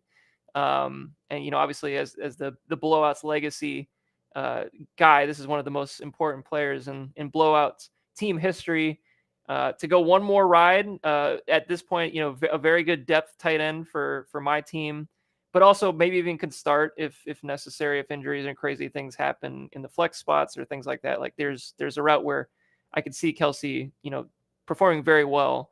I just think they have a lot of options in that Chiefs offense now, more than they used to in the past couple of years. But with Rashee Rice being hurt, Kelce does rock the middle of the field quite a bit. I mean, that's basically how he made his entire career. So if there's a chance that Kelce can kind of absorb some of those Rashee Rice early season targets too, I feel like this is pretty good. But we're nearing the end here. This is his year 13 season.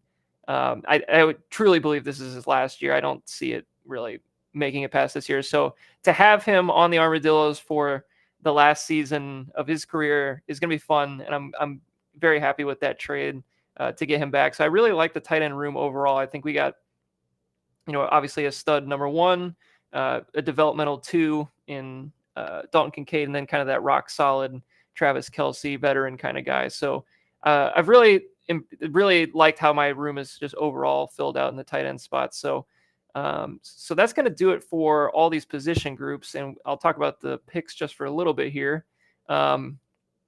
Obviously moved the 26 first, or I'm sorry, the 27 first and the 28 first in that Justin Jefferson trade. We still have retained our 26 first, which I thought was pretty nice for that trade for me to continue to have the ability to get somebody in the first round this year.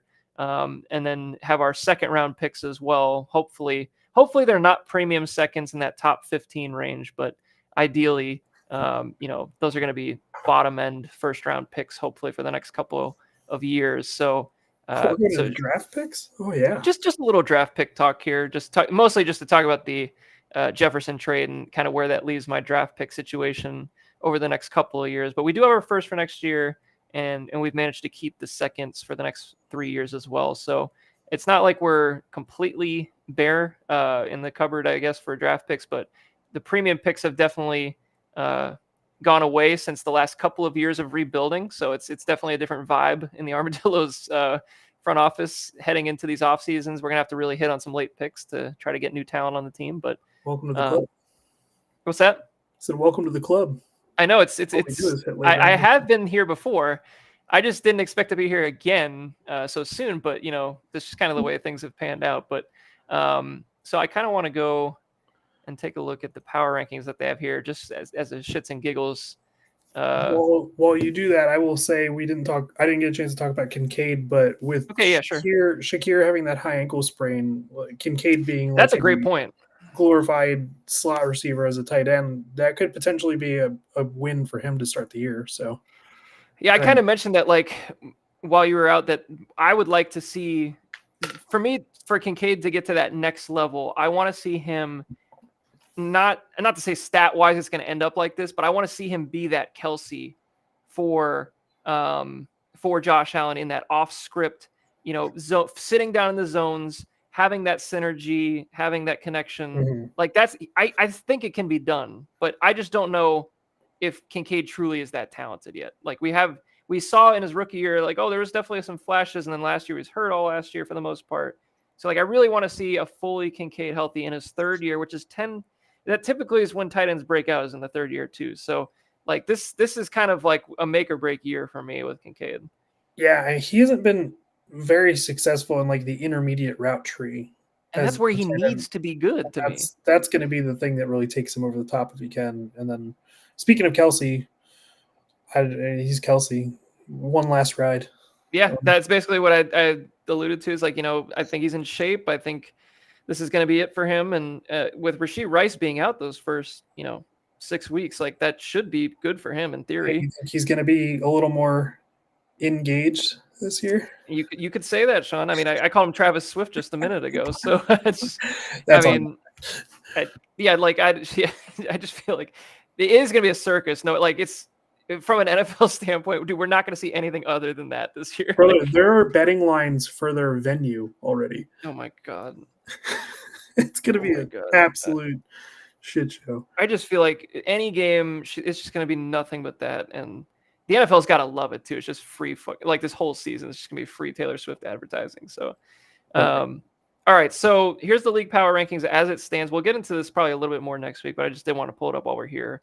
So let's look at players only.